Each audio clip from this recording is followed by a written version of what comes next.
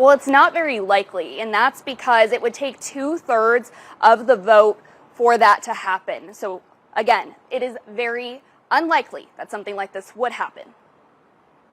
This ethics complaint, filed by Republican Senator Jake Hoffman, targets freshman Senator Annalise Ortiz.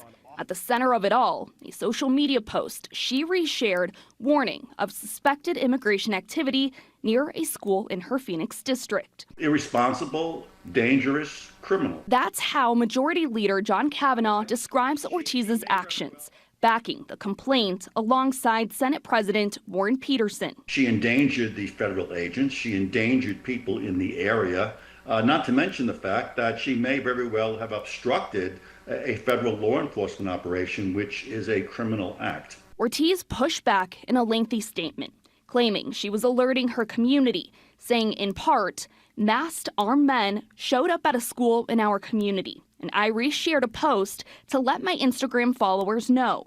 The future of our democracy depends on bravery. I choose to remain brave.